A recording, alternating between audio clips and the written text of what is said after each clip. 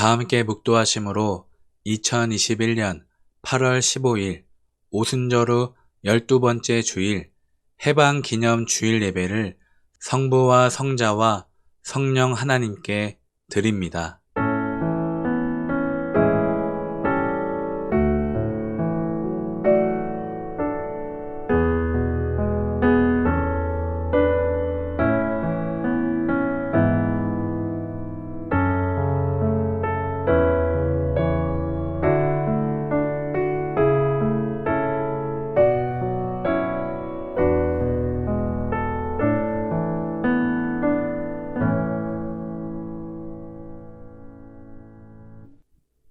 너희는 먼저 그의 나라와 그의 의를 구하라.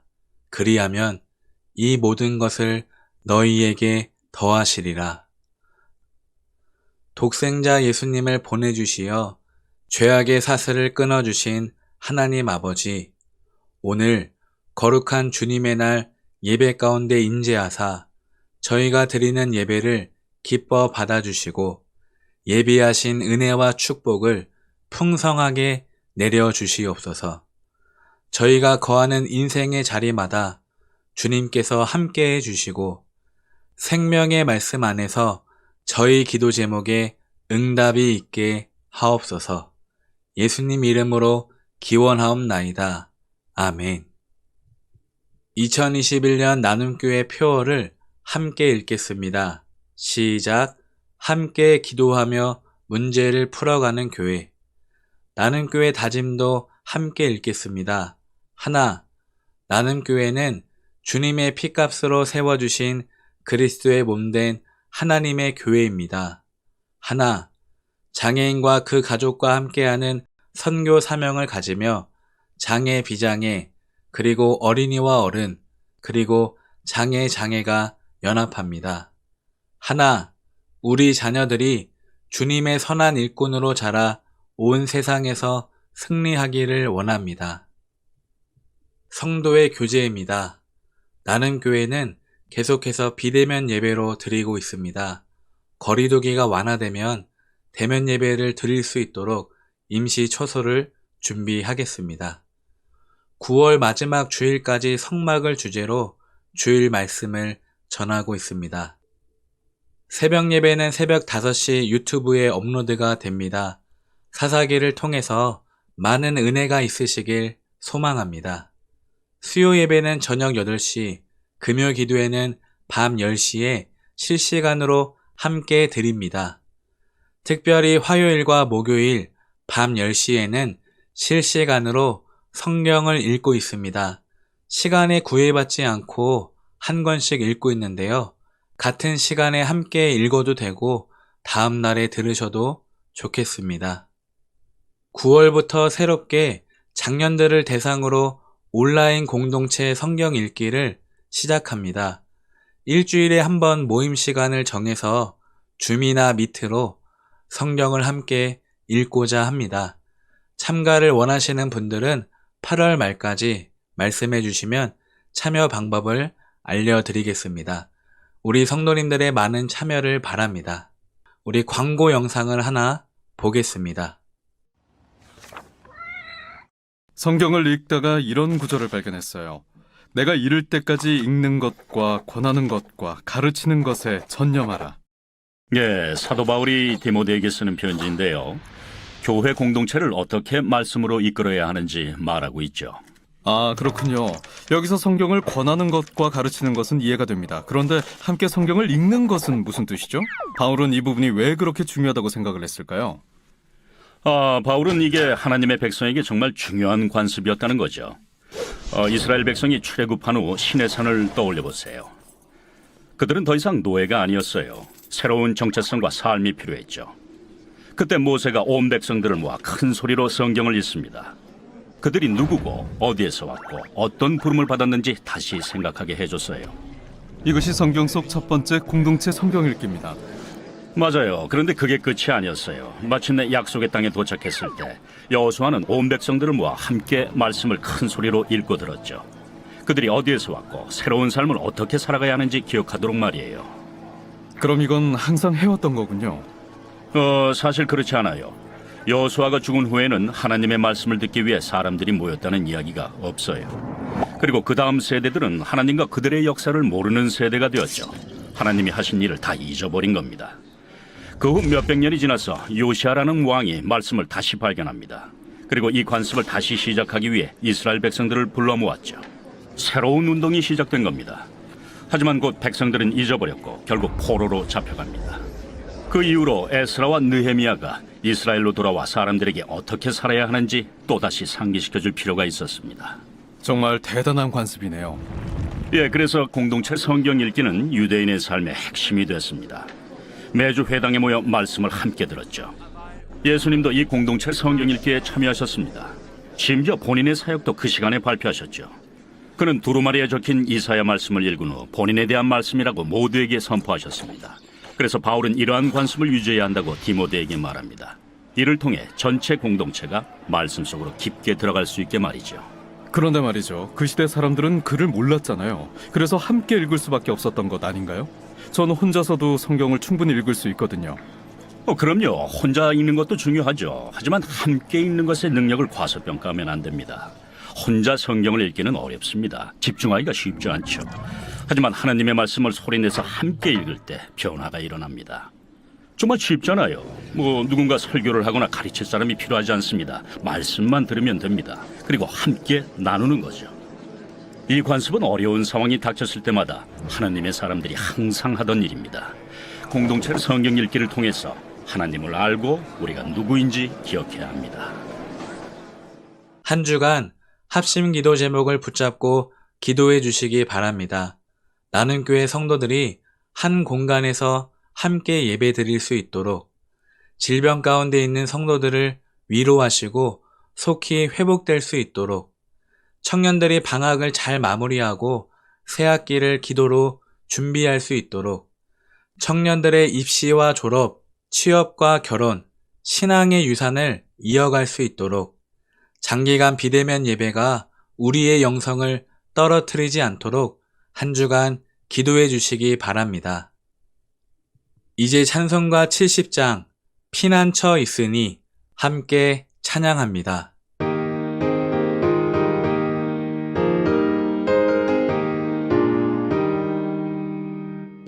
피난처 있으니 환난을 당한 자 이리 오라.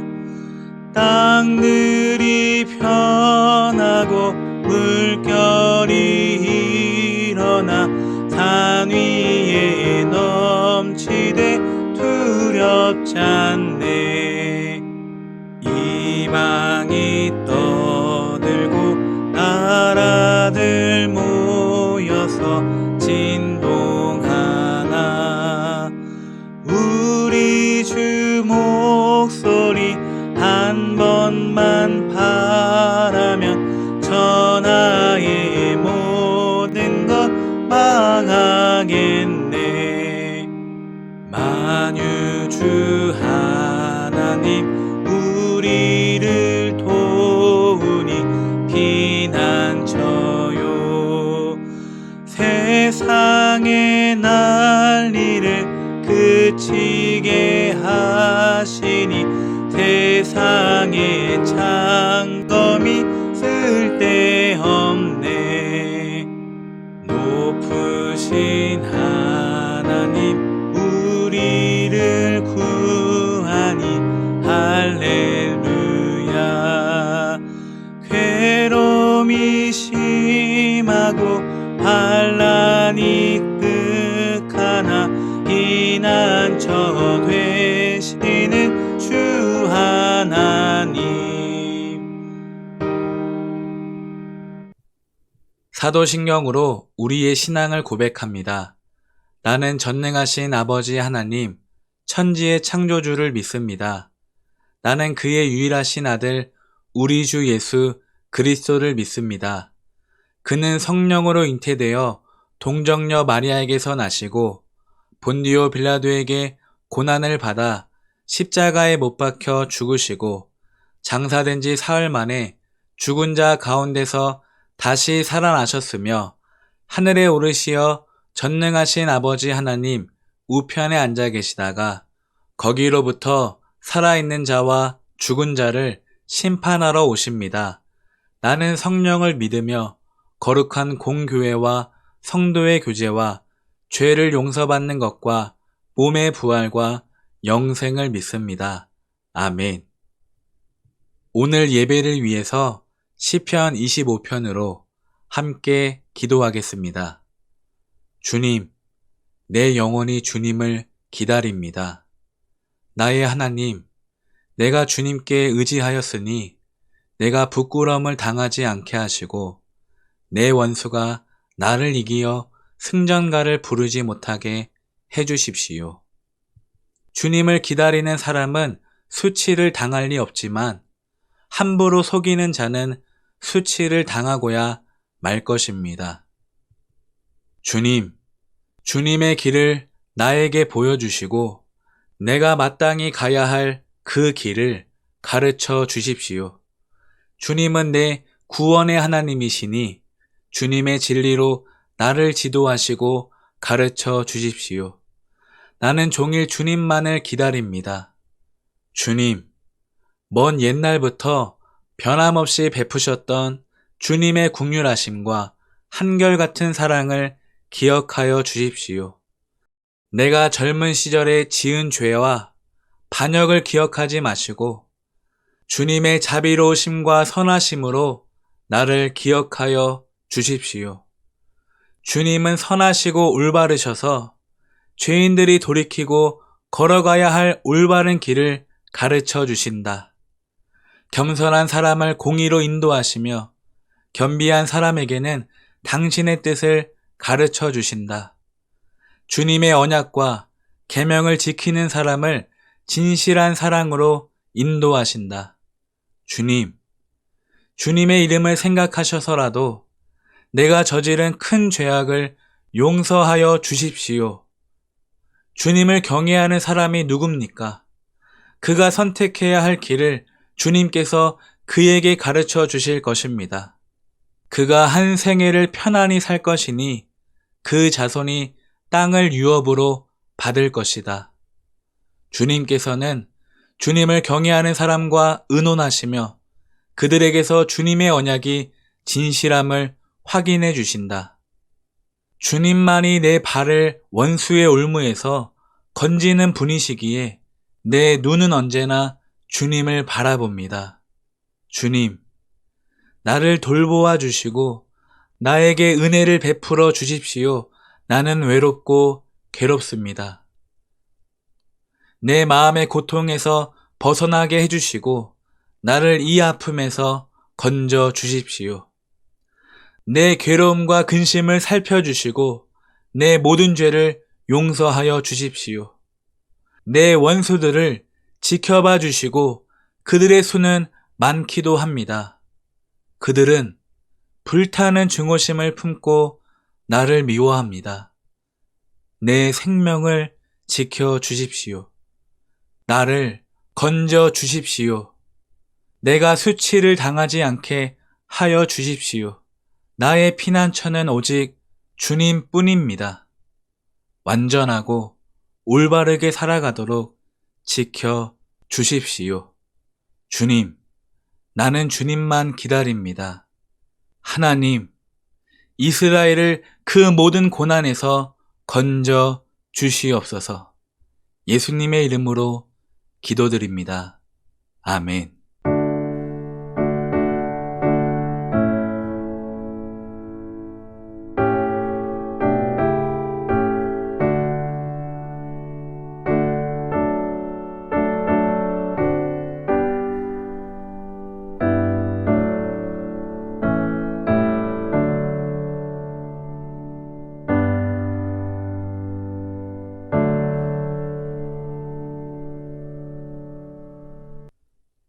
오늘 우리에게 주시는 하나님 말씀은 요한복음 13장 1절에서 20절입니다. 요한복음 13장 1절에서 20절입니다.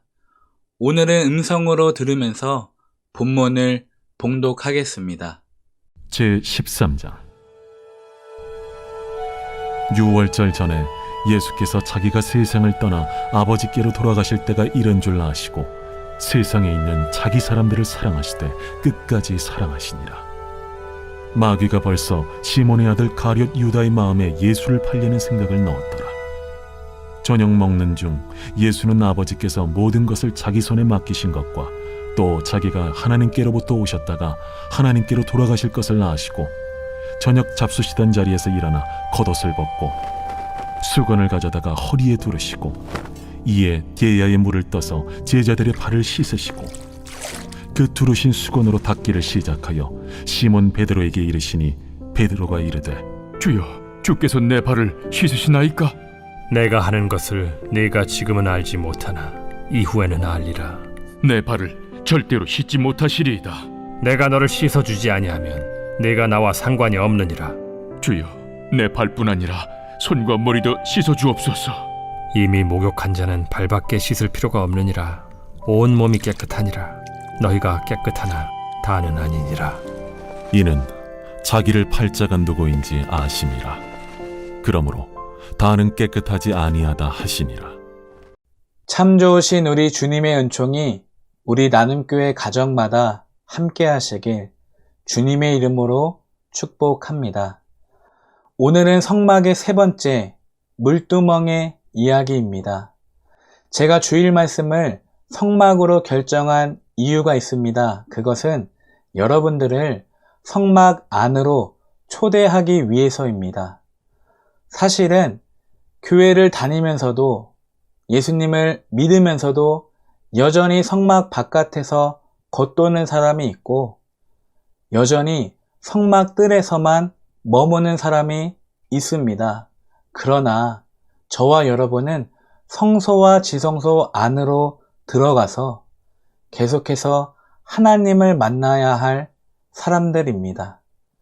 성막 안으로 들어오시기를 바랍니다.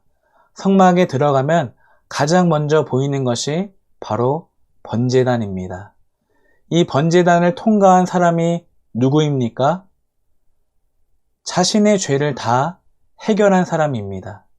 이 사람도 사실은 성막 바깥에서 이 성막을 구경했던 사람인데 자신이 직접 성막에 들어와 번제단에서 제사를 드려보니까 예수님의 죽음이 나의 죽음이었고 예수님의 부활이 나의 부활임을 깨닫고 믿는 사람이 되었습니다. 그러니까 예수님의 십자가의 사건으로 거듭나서 죄인에서 의인으로 원수에서 자녀가 되었습니다. 제가 지난주에 설교를 조금 정정할 게 있는데요. 보통은 예배자가 희생 제물을 잡습니다. 제사장은 특수한 경우에만 희생 제물을 잡습니다. 그러니까 소와 양과 염소의 경우에는 이 예배자가 직접 그 짐승의 머리에 손을 얹고 안수하고 죄를 전가시키고 그 짐승을 자기 손으로 직접 잡습니다. 그런데 예배자가 가난하여 비둘기를 가지고 왔을 때는 이 제사장이 그의 마음을 부끄럽게 하지 않기 위해서 제사장 손 안에서 가죽을 벗기지 않고 제사장 손 안에서 직접 제사장이 잡습니다. 그리고 곡식을 가지고 올 경우에 소제를 드릴 경우에 피를 흘릴 수가 없어서 곡식과 함께 기름과 포도주를 부어서 제사장이 직접 예물을 드립니다. 제사의 순서도 한번 말씀을 드리겠습니다.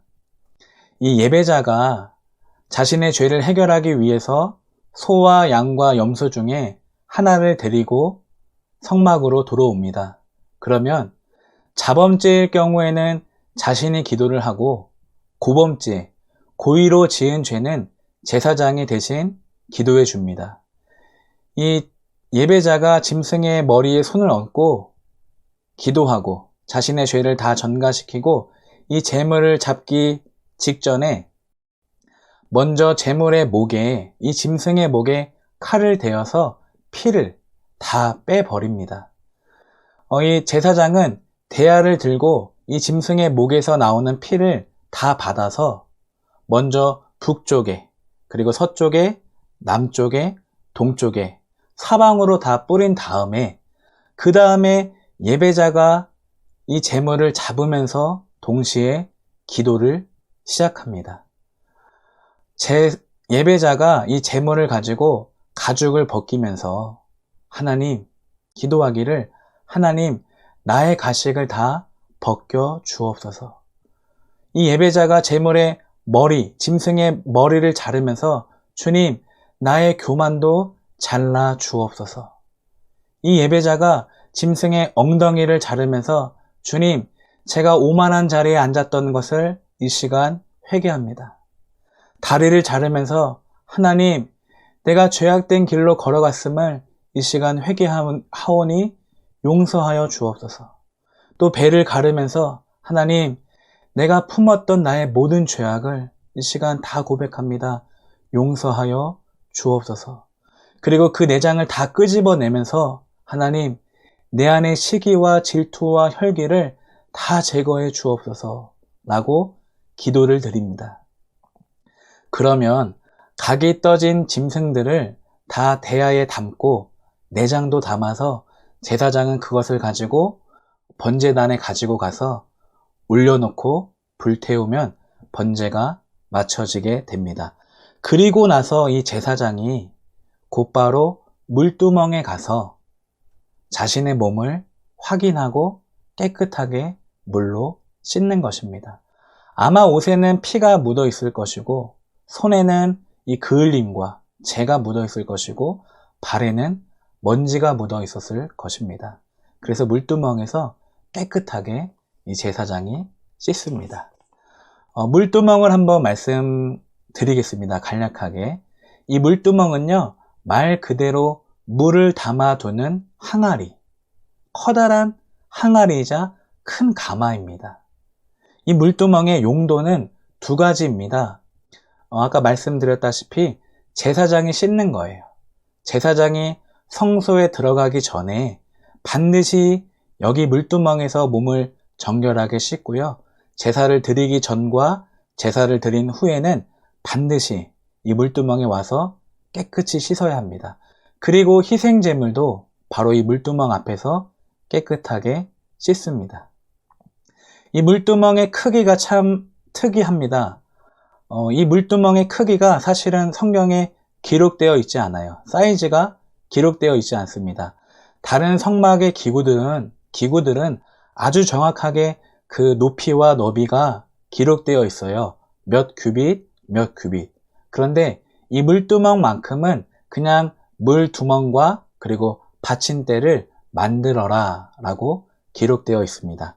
그러니까 얼마든지 물의 양에 제한이 없다는 것입니다. 얼마든지 물두멍을 크게 만들 수가 있다는 뜻이에요. 그것은 제사장이 자신의 정결을 위해서라면 얼마든지 물을 사용할 수 있다는 뜻이었습니다. 그리고 물두멍의 재료도 참 특이합니다. 이 물두멍의 재료는 이 성막에서 수종을 들던 여인들의 놋 거울로 만들었어요. 그러니까 물두멍의 표면은 거울이었습니다. 그래서 예전에는 여인들의 얼굴을 치장하던 거울이 이제는 제사장의 정결을 담당해주는 거울이 되었습니다. 사실은 당시에 놋이 없었겠습니까? 놋이 없어서 여인들이 소중했던 그 놋거울을 하나님이 사용했을까요? 모세가 성막의 재료를 백성들로부터 받았을 때 너무나 많은 재료를 받았어요. 넘치고도 풍족했습니다. 남았습니다. 그러나 하나님께서 여인들의 이 수종들던 놋거울을 받아서 사용하신 것은 그들의 놋거울이 그들에게 값진 보화였고 보물이었고 생명이었기 때문입니다. 당시는 고대 사회였어요. 아마 그 거울이라는 건 지금처럼 흔한 물건이 아니라 그 당시에는 굉장히 귀한 값진 보석과 보물이었을 것입니다. 남들 앞에 나아가기 위해서는 그 거울이 없어서는 안 될 정도로 여인들에게는 굉장히 중요한 물건인데 그것들을 헌신했을 때 하나님은 받으시고 물두멍으로 사용하셨습니다. 물두멍의 위치입니다. 물두멍의 위치는 이 번제단과 성소 사이에 있습니다. 번제단과 성소 사이에 있어요. 그러니까 위치상으로 물두멍이 주는 메시지는 성소에 들어오기 전에 한 번 더 깨끗하게 씻으라는 것입니다. 씻고 들어오라는 거예요. 왜 씻어야 합니까? 출애굽기 30장입니다. 그들이 회막에 들어갈 때에는 물로 씻어야 죽지 않는다. 그들이 나 주에게 제물을 살라 바치려고 제단을 가까이 갈 때에도 그렇게 해야 한다. 이것은 영원한 규례이다. 그렇습니다. 왜 물두멍에서 씻어야 하냐면 하나님이 진실한 예배를 원하시고 하나님이 정결한 예배자를 원하시기 때문이에요. 이것은 영원한 규례이다. 하나님과의 영원한 약속이래요. 그러니까 주님이 오시기 전까지 우리 성도들은 깨끗함을 유지해야 한다는 것입니다. 자, 그러면 번제단으로는 충분하지 않았을까요? 이미 번제단에서 죄를 해결하고 왔는데 왜 바로 하나님을 만나러 성소에 들어가지 못했을까요? 그것은 번제단으로 충분하지 않다는 것입니다. 번제단으로 충분하지 않아서 물두멍이 그 앞에 있는 것입니다. 왜냐하면 번제단에서 이미 우리가 주님의 보혈로 말미암아 깨끗하게 씻겨졌고 우리의 죄를 다 불태웠지만 우리는 여전히 이 땅 가운데서 살고 있기 때문에 죄와 허물에서 자유할 수가 없는 거예요. 쉽게 오염되기 때문에 하나님은 우리 삶에 가는 길에 물두멍을 두셨습니다. 그것은 은혜예요. 보세요. 오늘 제사장들이 제사를 지으면서 하나님의 일을 하면서도 동시에 더러워집니다. 마찬가지로 저와 여러분도 깨끗하게 씻으라는 말씀의 의미에서 물두멍이 우리 앞에 있는 것입니다. 그렇다면 오늘 이 물두멍은 예수님의 무엇을 가리킬까요? 성막의 모든 기구가 예수님을 가리킨다고 말씀을 드렸습니다. 오늘 이 물두멍의 물은 예수님의 말씀을 상징합니다. 물은 말씀이에요. 왜냐하면 물두멍에 물이 늘 차 있어야 됩니다. 가득 차 있어야 되는 것처럼 마치 그 물은 무제한적으로 솟아나는 샘물과도 같은 예수님의 말씀을 의미합니다. 다시 말해서 예수님은 물두멍에서 주님의 말씀으로 우리를 씻겨주시는 거예요. 그래서 물두멍은 다시 이해하기를 성도의 회개를 상징합니다. 우리가 날마다 하나님 앞에 나아갈 때 우리의 허물과 실수를 물두멍에 비추어서 날마다 회개하는 것입니다. 번제단이 목욕하는 것이라면 물두멍은 발을 씻는 것입니다. 제가 이거 말씀을 못 읽었는데요. 오늘 본문에 예수님이 이렇게 말씀하셨어요. 이미 목욕한 사람은 온몸이 깨끗하니 발 밖에는 더 씻을 필요가 없다. 너희는 깨끗하다. 그렇습니다. 번제단이 목욕이라면 물두멍은 발을 씻는 것입니다. 그리고 물두멍의 의미가 하나 더 있는데 예수님과 연합하는 세례를 의미합니다. 우리가 교회를 등록하고 입문하면 어느 정도 기간이 지나면 하나님의 백성이라는 그 구원의 표로서 또 교회의 회원으로서 물세례를 주지 않습니까? 이 물두멍에서 물로 씻는 것이 물세례와 연관이 있다고 합니다.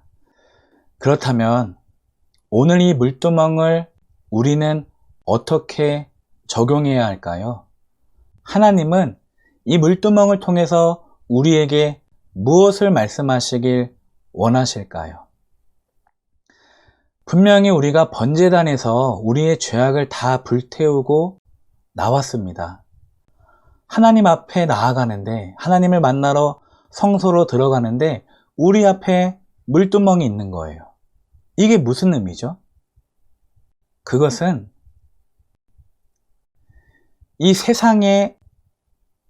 우리가 여전히 이 세상 가운데 살고 있기 때문에 세상에서 오염된 우리의 죄와 허물을 깨끗하게 씻으라는 말입니다. 조금 어려운데 다시 말할게요. 저는 개인적으로 생각하기를 번제단과 성소까지 가는 그 거리가 우리의 인생이라고 생각이 들어요. 그 짧은 거리가 사실은 우리의 인생입니다. 번제단에서 성소까지 들어가는 것이 바로 우리의 인생길입니다. 그런데 그 인생길 앞에 하나님께서 하나님의 아이디어로 물두멍을 우리 앞에 두신 거예요. 그러니까 이 세상에서 오염된 죄와 허물을 물두멍에서 깨끗하게 씻고 들어와라. 그리고 내가 연약해서 지은 죄, 내가 연약해서 내가 의도치 않은 그 죄악도 이 물두멍에서 깨끗하게 씻고 들어오라는 것입니다. 그러니까 번제단에서 분명히 죄를 처리하고 거듭난 사람도 얼마든지 넘어질 수 있고 얼마든지 연약한 죄를 지을 수 있다는 것입니다. 오염이 될 수 있다는 거예요. 그래서 물두멍이 우리 앞에 있는 것입니다. 날마다 씻으라고요.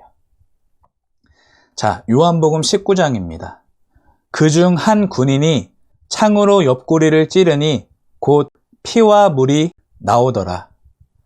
피가 번제단이고 물이 물두멍입니다. 여러분 이 순서를 잘 기억하세요. 피 다음에 물입니다. 번제단 다음에 물두멍이 반드시 필요합니다. 그래서 우리 주님은 우리의 죄악을 위해서 피를 흘리셨고 우리의 씻음을 위해서 물을 흘리셨습니다.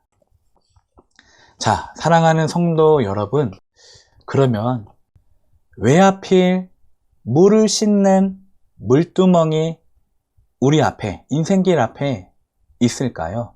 성소에 들어가기 전에 왜 물을 씻는 그 물두멍의 도구가 우리 앞에 있을까요? 제가 한번 묵상을 하면서 생각을 해봤는데 책상이 있으면 안 될까요?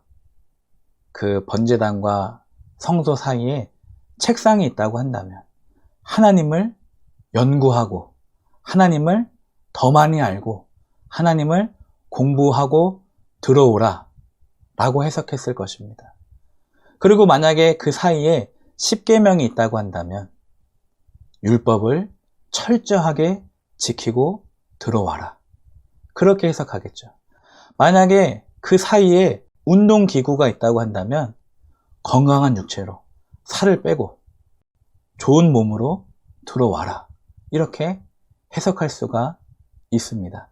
그런데 물두멍이에요. 깨끗하게 씻는 도구에 물두멍이 성소 앞에 있다는 것은 무슨 말입니까? 우리 하나님은 깨끗한 사람을 사용하신다는 것입니다. 그러니까 똑똑한 사람, 의지가 강한 사람, 건강한 사람이 아니라 우리 하나님은 오늘도 깨끗한 사람을 원하시고 찾으시고 부르신다는 것입니다. 바로 그 사람을 사용하십니다. 자, 디모데 후서 2장입니다. 큰 집에는 금그릇과 은그릇만 있는 것이 아니라 나무 그릇과 질그릇도 있어서 어떤 것은 귀하게 쓰이고 어떤 것은 천하게 쓰입니다. 그러므로 누구든지 이러한 것들로부터 자신을 깨끗하게 하면 그는 주인이 온갖 좋은 일에 요긴하게 쓰는 성별된 귀한 그릇이 될 것입니다. 그렇습니다, 여러분.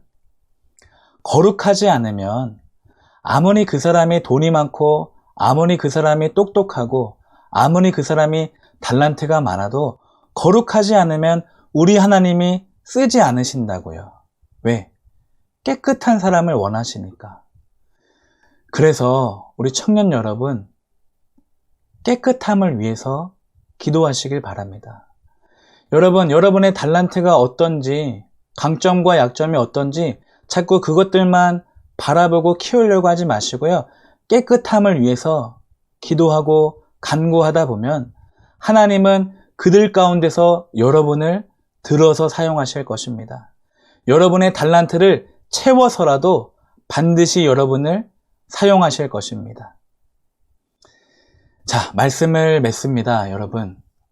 오늘 이 물두멍을 통해서 우리가 발견할 수 있는 삶은 어떤 삶일까요? 성막을 통해서는 하나님을 모시는 삶이었고요. 번제단을 통해서는 내가 죽은 삶을 발견했습니다. 이 물두멍을 통해서 우리가 발견할 수 있는 삶은 날마다 씻는 삶이에요. 날마다 회개하고 날마다 거룩해지는 그 삶입니다. 그 삶으로 여러분 예배하시기를 바랍니다. 오늘도 내가 그 물두멍 앞에 나아가서 씻지를 않는다면 성소에 들어갈 수가 없습니다. 들어갈 수 없다는 것은 무엇입니까? 내 삶에 하나님의 임재도 없고 하나님의 은혜도 경험할 수가 없어요. 얼마나 비참하고 아프겠습니까? 그냥 평생을 이 뜰에서 구경만 하는 거예요. 예배를 구경하고 은혜 받은 사람을 구경하고 또 어떻게 될지 구경하고요.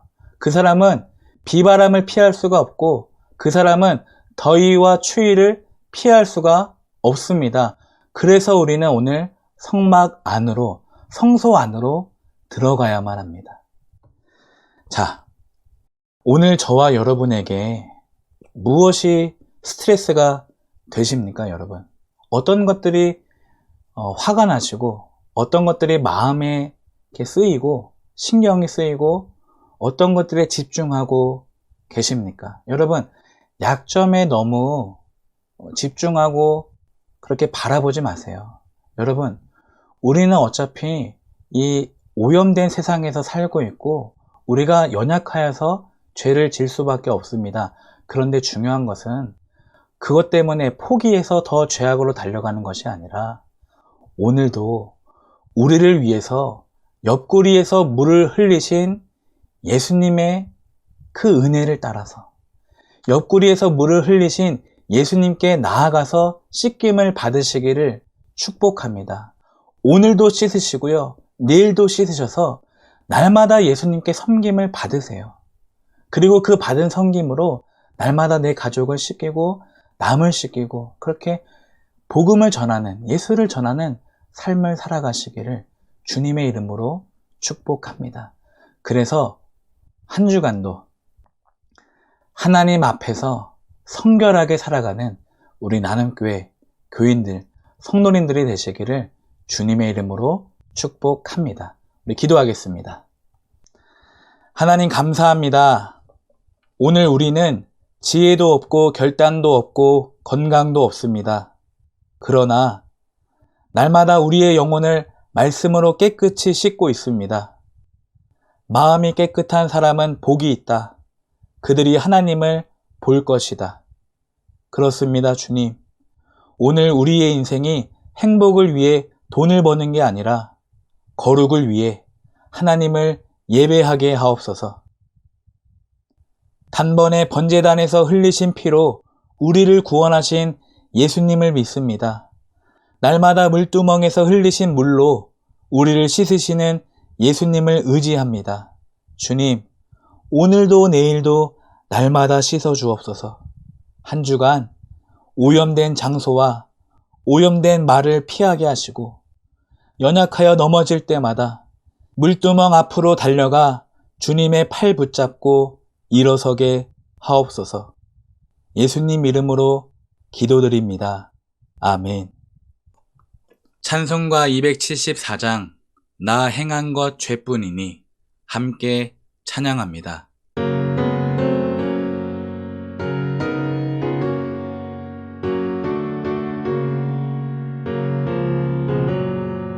나 행한 것 죄뿐이니 주 예수께 비옵기는 나의 몸과 나의 맘을 깨끗하게 하옵소서.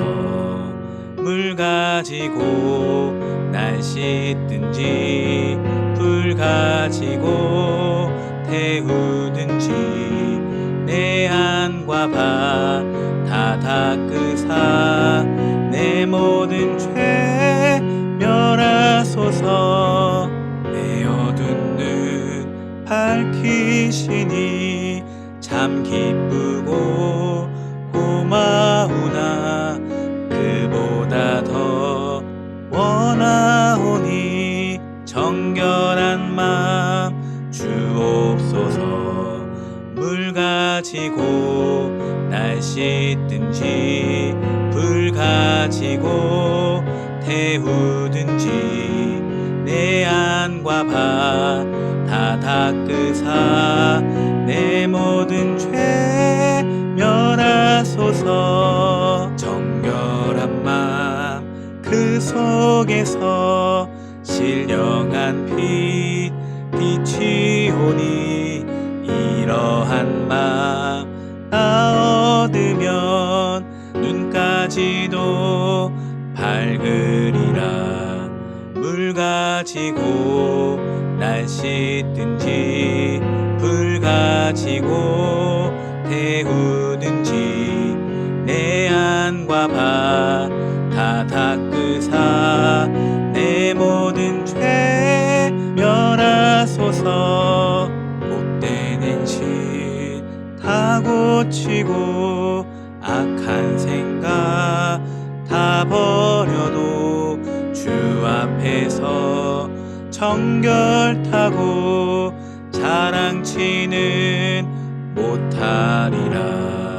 물 가지고 날 씻든지 불 가지고 태우든지 내 안과 바 다 닦으사 내 모든 죄 멸하소서.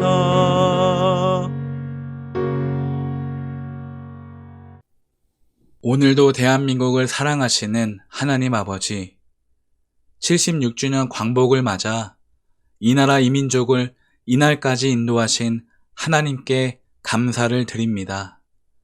역사를 잊은 민족에게 미래가 없다는 말처럼 항상 이 땅의 평화를 위해 기도하게 하옵소서. 한 주간 답답한 심령을 그대로 두지 않으시고 용기 주시고 세임 주신 은혜를 감사드립니다. 이 시간 정성껏 준비한 예물을 봉헌하오니 저희의 예물을 기쁘게 흠량하여 주옵소서.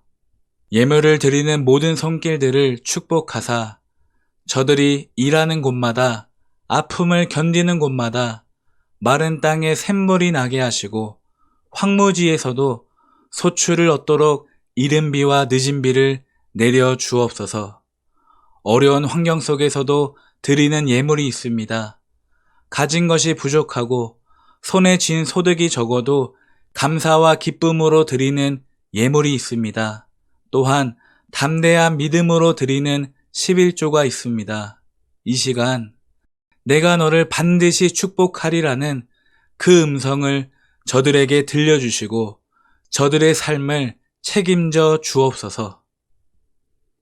사랑의 하나님, 우리 나눔교회가 말씀으로 서로를 씻겨주는 교회가 되길 소망합니다. 말씀으로 고난을 해석하고 말씀으로 자신을 정결케 하고 말씀으로 넘어진 자를 세우길 소망합니다. 내가 예수의 이름으로 명하노니 성도를 괴롭히는 모든 악한 질병은 이 시간 묶임받고 떠나갈지어다. 내가 예수의 이름으로 명한다. 모든 중독과 우울증과 불면증과 통증은 이 시간 깨끗하게 사라질지어다. 한 주간 예수의 이름과 주기도문을 사용하는 주의 백성들을 축복하시고 반드시 승리하게 하옵소서. 예수님을 열심히 쫓아가다 지치는 삶에서 예수님을 온전히 믿어 자유하고 만족하고 기뻐하는 삶으로 변화시켜 주옵소서. 오늘도 나는 교회를 사랑하시는 예수님의 이름으로 축복하며 기도드립니다. 아멘. 이제는 주 예수 그리스도의 은혜와 아버지의 사랑과 성령님의 교통하심이 한 주간 말씀으로 씻는 그 삶을 살기로 작정하는 나는 교회 성도들 머리 위에, 또한 서로의 발을 씻어주어 넘어진 자를 일으키는 가정과 사업장과 자녀들 머리 위에 지금부터 영원토록 함께 하시기를 간절히 축원하옵나이다. 아멘.